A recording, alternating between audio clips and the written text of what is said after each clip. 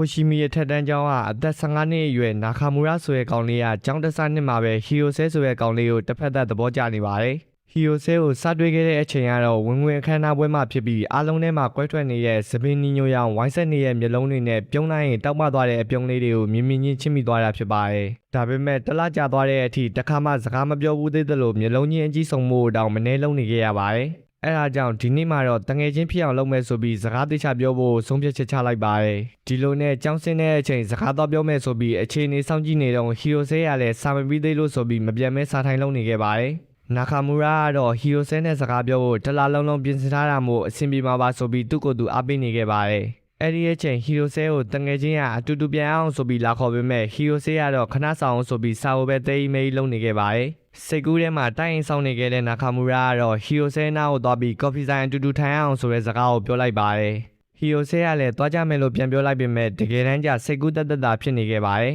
်ဟီယိုဆဲတငယ်ချင်းအပြင်ထွက်သွားချိန်မှာတော့နာခါမူရာလည်းစကားပြောမယ်ဆိုပြီးဟီယိုဆဲနာကိုရှောက်လာပါတယ်အဲ့ဒီအချိန်ဟီယိုဆဲရဲ့ခက်ပြက်ကရုတ်တရက်ပြုတ်ကျလာတဲ့အကြောင်းနာခါမူရာတယောက်မွေကိုတွေးလိုက်ရသလိုလက်ဖြတ်သွားပြန်ပါတယ်ခဲပြက်ကိုသွားကောက်ပြီးစကားပြောရမယ်လို့တွေးလိုက်ပေမဲ့သူ့ခန္ဓာကိုယ်ကမရွေ့ရကြောင်းဟီယိုဆဲရပဲခဲပြက်ကိုကောက်ယူသွားပါတယ်နာခါမူရာလည်းဘာကြီးကြောင်းနေရလဲဆိုပြီးရှေ့ဆက်သွားလိုက်ပေမဲ့ဟီယိုဆဲအကျိုးဆက်နာအောင်မြင်တော့မပြောရတော့ပဲထိုင်ကုန်မှာပြန်ထိုင်လိုက်ပါတယ်အဲ့ဒီအချိန်ဟီယိုဆဲတငယ်ချင်းတွေကမပြီးသေးဘူးလားဆိုပြီးလာမေးရနဲ့ဟီယိုဆဲလည်းခဏနေပြီးဆိုပြီးပြန်ပြေးနေပါတယ်ဒါကိုကြတော့နာခါမူရာလည်းသူ့မျက်မျက်မလှုပ်ရှားရင်ဟီယိုဆဲပြန်တော့မယ်ဆိုတဲ့စိတ်နဲ့အနားကိုရောက်အောင်သွားလိုက်ပါတယ်နာမည်ခေါ်ပြီးစကားပြောမဲ့အချိန်မှာပဲစာပြီးသွားတဲ့ဟီယိုဆဲကမတက်ကောက်ရလိုက်တာကြောင့်နာခါမူရာတယောက်ကြောင်သွားခဲ့ပါတယ်နောက်တော့နှစ်ယောက်သားအကြည့်ချင်းမှဆုံသွားတာကြောင့်လက်ဖြတ်ပြီးအခန်းထဲကနေထွက်ပြေးသွားပါတယ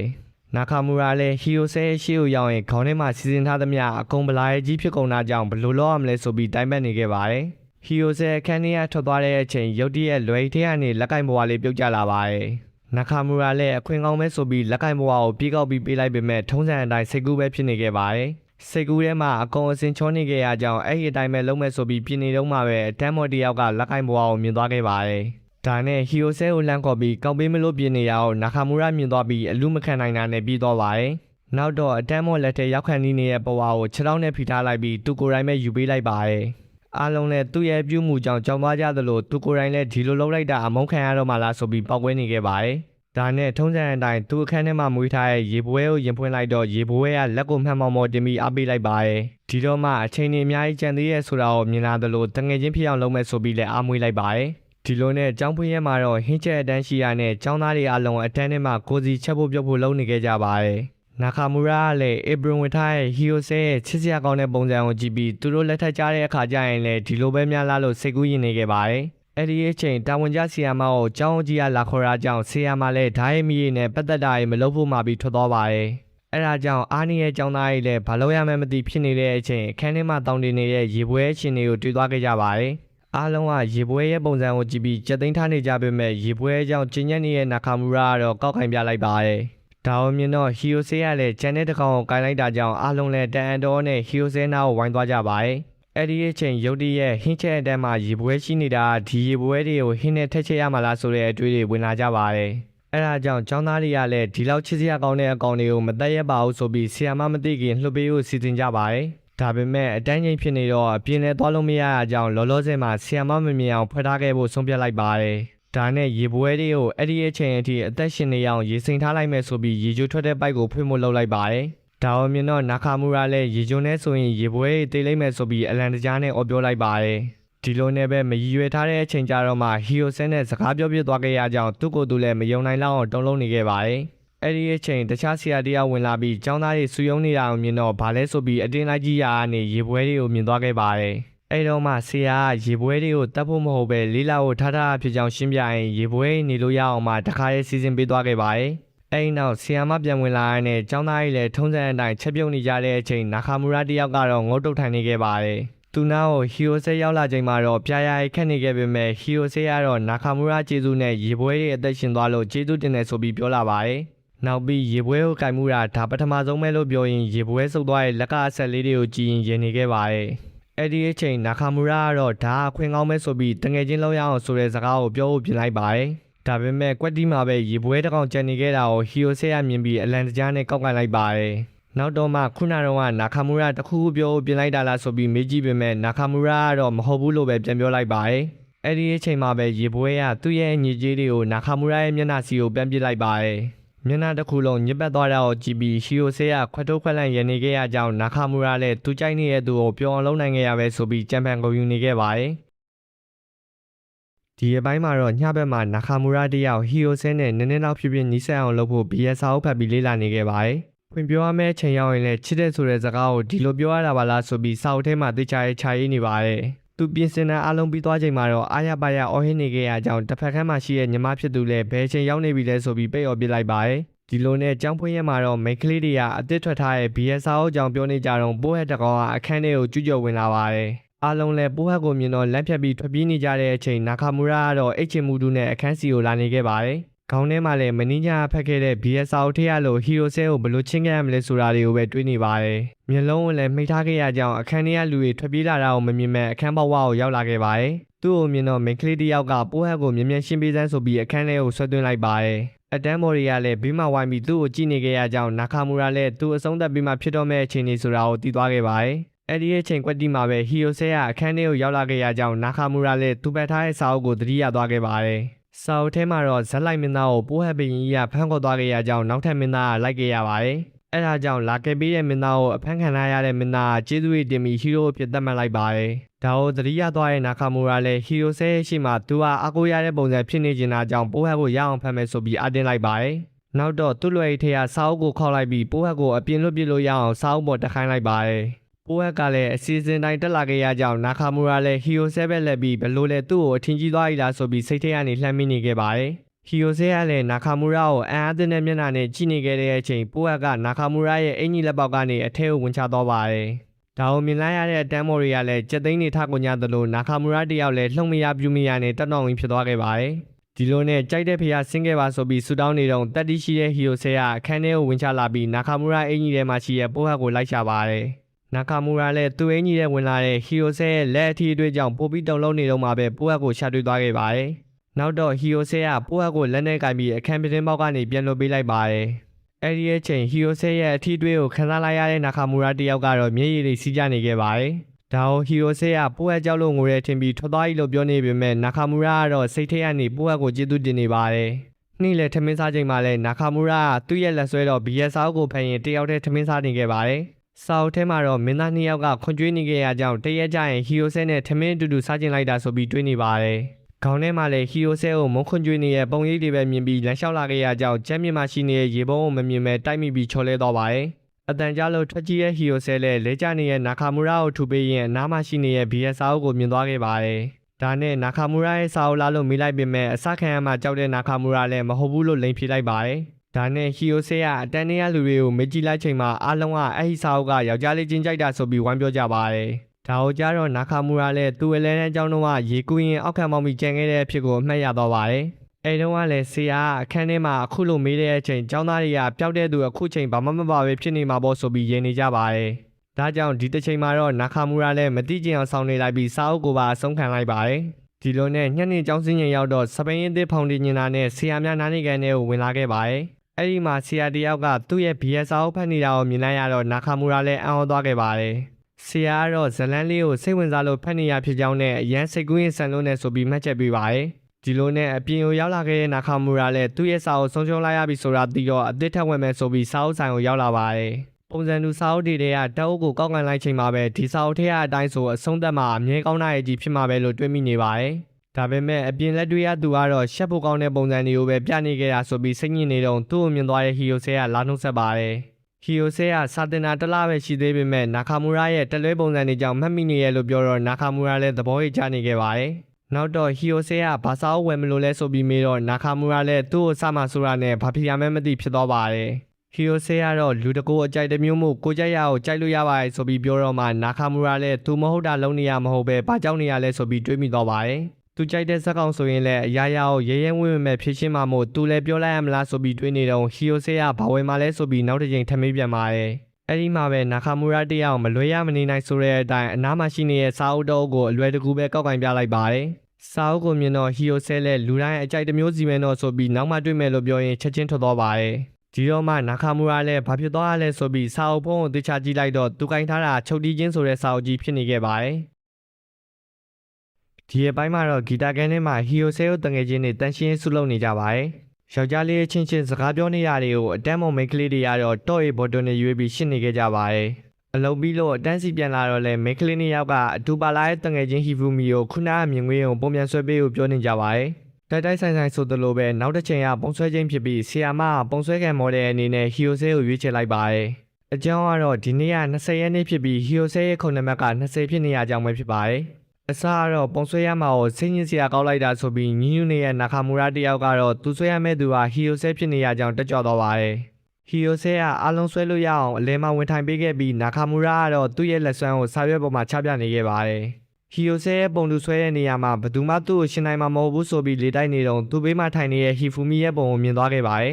ဟီဖူမီရဲ့လက်ရသူဆွဲရတဲ့ဆယ်စားလောက်ပိုကောင်းနေရကြောင်းနာခါမူရာလည်းမျက်လုံးပြူသွားခဲ့ပါတယ်ဒါနဲ့တစ်ချိန်လုံးဟီဖူမီကိုပဲစိုက်ကြည့်နေခဲ့သလိုအတန်းချိန်ပြီးသွားတော့လဲဟီဖူမီရဲ့နောက်ကိုလိုက်သွားပြန်ပါတယ်ဟီဖူမီလည်းသူ့နာမည်အော်ခလာရဲ့နာခါမူရာကြောင့်ရောခုနကတစ်ချိန်လုံးစိုက်ကြည့်နေရရောကြောင့်မှသူ့ကိုကြိုက်နေရများလားဆိုပြီးထင်သွားခဲ့ပါတယ်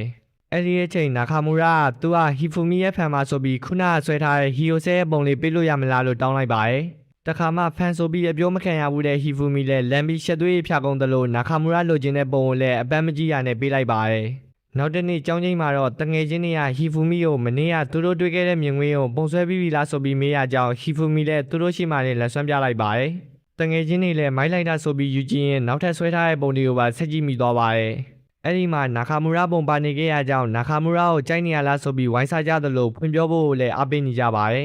်ဒါပေမဲ့ဟီဖူမီကတော့မဟုတ်ဘူးလို့ပဲညင်ပြီးသူတို့လက်ထက်ရစာအုပ်ကိုအတင်းလိုက်လို့နေခဲ့ရကြောင်းစာအုပ်လည်းအောက်ကိုပြုတ်ကျသွားပါတယ်အချိန်ကွက်တီမှာပဲနာခါမူရာကအတန်းနဲ့ရောက်လာခဲ့ပြီးဟီဖူမီဆွဲထားတဲ့ပုံကိုမြင်သွားခဲ့ပါတယ်ဒါပေမဲ့ဘာမှမဖြစ်သလိုတစ်ချက်ပဲကြည့်ပြီးသူ့နေရာမှာထိုင်သွားတာကြောင့်မိန်းကလေးလည်းစိတ်အေးသွားရပါတယ်ခဏနေတော့နာခါမူရာကစာအုပ်ကင်ပြီးဟီဖူမီနာကိုရောက်လာခဲ့သလိုစာအုပ်ထဲမှာလည်းသူနဲ့ဟီယိုဆဲတို့ယင်းနီးနေတဲ့ပုံလေးဆွဲပေးပါလားဆိုပြီးပြောလာပါတယ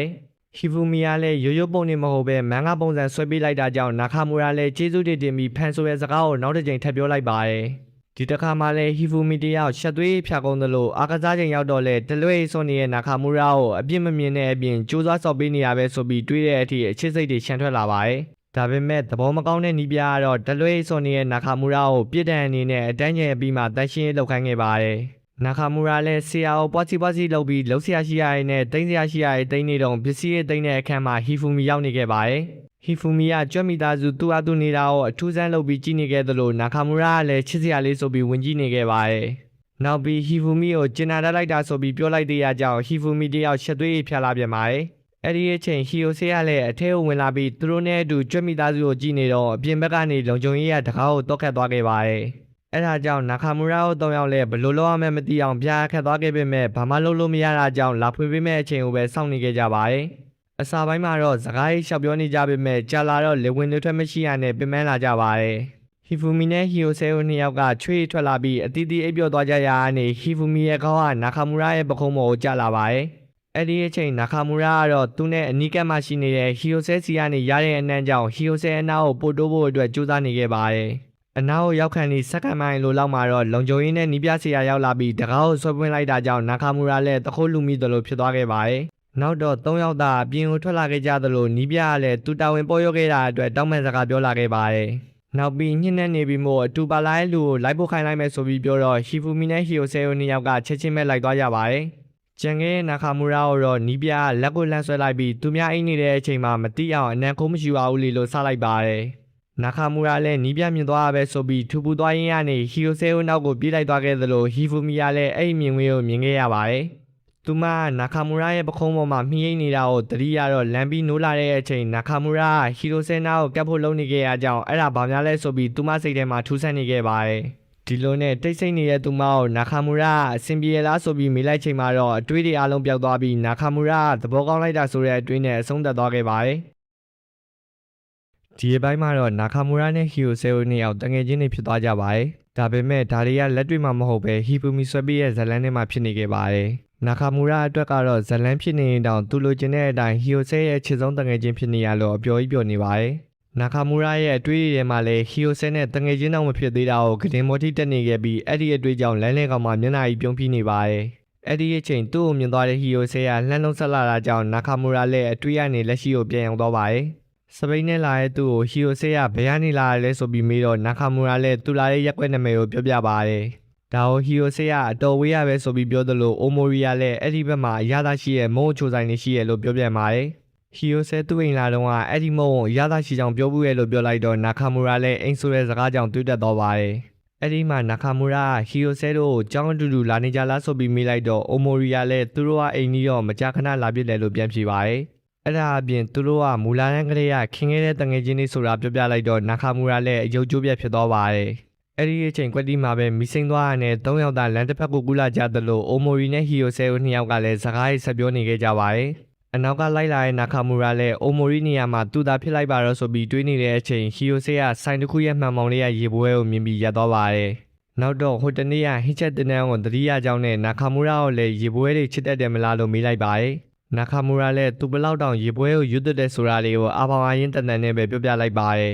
။အဲ့လိုပြောပြီးမှလေတန်းကျောင်းတော့ကသူအဲ့လိုပြောခဲ့လို့တငယ်ချင်းတယောက်မှမရှိတော့တာကိုတတိယသွားပြီးမှန်ကြသွားခဲ့ပါတယ်။အဲ့ဒါကြောင့်ဟီယိုဆဲကိုလည်းသူ့ကိုအဲ့လိုဆက်ဆံမှဆိုတာနဲ့အဲ့လောက်လည်းမချစ်တတ်ပါဘူးဆိုပြီးပြန်ပြောလိုက်ပါတယ်။အဲ့ဒီအချိန်အိုမိုရီကကျောင်းတက်တော့မှဆိုပြီးအလန်တကြားအော်ပြောရနဲ့ဟီယိုဆဲလည်းကပန်းကနန်းနဲ့ထွက်သွားခဲ့ပါတယ်။အနောက်မှကြံခဲ့တဲ့နာခါမူရာလည်းစပိန်ကိုဒုံဆိုင်နေပြီးလိုက်လာခဲ့ပါတယ်။စိတ်ထဲမှာတော့ဟီယိုဆဲကိုယ်တိုင်စကားရင်လာပြောတာကိုဖျက်ဆီးလိုက်မိပြီဆိုပြီးသူ့ကိုယ်သူအပြစ်တင်စိမ့်နဲ့မြေကြီးပေါ်မှာရှောက်ရှစ်နေခဲ့ပါတယ်။အဲ့ဒီအချိန်ထူးဆန်းတဲ့မိန်းကလေးတစ်ယောက်ရောက်လာပြီးသူရှောက်ရှစ်ထားတဲ့ပုံကဆွဲလန်းစရာစိတ်ဝင်ကြီးကိုခံစားမိရဲဆိုပြီးသူ့ရဲ့ပကြီးကလပ်မှာဝင်မို့ဆွဲပါတယ်။နာခါမူရာလည်းစိတ်ဝင်စားဖို့ဆိုပြီးချက်ချင်းချင်းပြလိုက်ပေမဲ့မိန်းကလေးကဇွဲမလျှော့ပဲအနောက်ကနေဆက်လိုက်လာခဲ့ပါတယ်။နောက်ပြီးနာခါမူရာရဲ့ရင်ထဲမှာခန်းစားနေရတဲ့အချစ်စိတ်တွေကိုသူမြင်နေရတဲ့ဆိုပြီးအဲ့ဒီပါရမီကိုသူမြင်နေပေမဲ့ဆိုတဲ့စကားလုံးကြီးတွေနဲ့ချင်းကပ်လာပါတယ်။ဒါပေမဲ့နာခါမူရာကမဝင်ငင်းမှုဆိုပြီးပဲညင်းနေရကြောင်းအတင်းဥက္ကဋ္ဌရိုက်ကိုလည်းပကြီးကလပ်မှာတာမန်မဟုတ်တဲ့လှုပ်ဝက်ချက်တွေရှိရဆိုပြီးဆွဲပြန်ပါတယ်။အဲ့ဒါကတော့နှစ်ပေါင်းများစွာကျင်းပခဲ့တဲ့မြို့တော်ပကြီးပြိုင်ပွဲမှာပကြီးစရိုက်ဆွဲခဲ့တဲ့အရာတွေက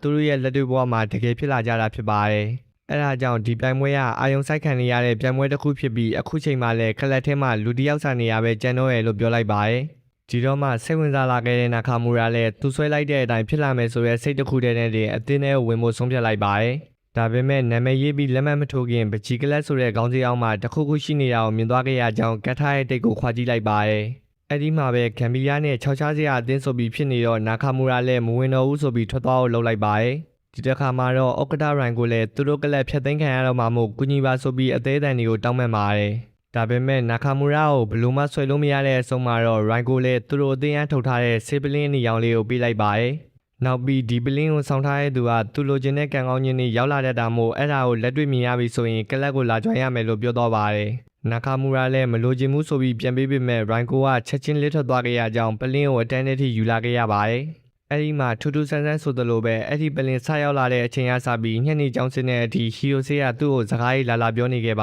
တယ်။ကျောင်းစင်းညရောက်တော့လဲနာခါမူရာအိမ်ပြန်လန်းနဲ့သူ့သွားမယ့်နေရာလမ်းကျုံနေတော့အိမ်တူတူပြန်ကြအောင်ဆိုပြီးစာပြောလာခဲ့ပါတယ်။နာခါမူရာလည်းဒီပလင်ကျောင်းဖြစ်တာလားဆိုပြီးမယုံကြည်နိုင်တော့ဖြစ်နေရင်နှစ်ယောက်အတူတူပြန်လာနေခဲ့ပါတယ်။တနေရာရောက်တော့လမ်းမတူတော့ရနဲ့ဟီယိုဆေးလည်းနာခါမူရာကိုနှုတ်ဆက်ပြီးထွက်သွားခဲ့ပါတယ်။ဒါပေမဲ့မကြခင်မှာပဲဟီယိုဆေးကသူ့ရဲ့ချစ်စရာကောင်းတဲ့မျက်နှာကြောင့်သူတို့ဓာတ်ပုံကလပ်မှာမော်ရယ်ထိုင်ပေးကိုလာပြောနေကြတဲ့လူတန်ကြီးတွေနဲ့ရင်ဆိုင်နေရပါတယ်။ဒါကိုကြားတော့နာခါမူရာလည်းဟီယိုဆေးကိုနှောက်ယှက်နေတဲ့နှာဘူးကြီးတွေလို့ထင်ပြီးကဲတင်မှုအပြေးလွှာရောက်ချလာပါတယ်။ဒါပေမဲ့အောက်မှာရှိနေတဲ့ရေစိုးမြောင်းအပေါက်ကိုမမြင်မဲ့ဇွတ်သွားမိရာနဲ့အထဲကိုပြုတ်ကျသွားခဲ့ပါတယ်။အဲ့လိုကနေအပေါ်ပြန်တက်လာချိန်မှာတော့သူ့ခန္ဓာကိုယ်မှာဘွက်တီပင်နေခဲ့သလိုနှစ်လျက်အနီရောင်ဆေးဘူးကြောင့်ဆေးရည်လည်းပင်နေပြန်ပါတယ်။ဒါကိုလူတန်ကြီးတွေကတရေထင်ပြီးကြောက်လန့်တကြားနဲ့ထွက်ပြေးသွားခဲ့ရကြောင်းနာခါမူရာဟီယိုဆဲကိုကယ်လိုက်နိုင်ပါတယ်။နောက်တနေ့ကျောင်းကိုရောက်တော့နာခါမူရာတယောက်ရိုက်ကိုစီကိုယင်သွားပြီးဆေးပလင်းပြန်ပေးခဲ့သလိုကလပ်ထဲကိုမဝင်မှုဆိုတာလည်းပြောလိုက်ပါတယ်။ဒါပေမဲ့ရိုင်ကိုကတော့နာခါမူရာစီမှာရှိနေတဲ့ဆိတ်ဆွမ်းရင်ကြောင့်ဘလို့မှလက်လွတ်မခံမှုဆိုပြီးစိတ်ဓာတ်ပြင်းပြနေခဲ့ပါတယ်။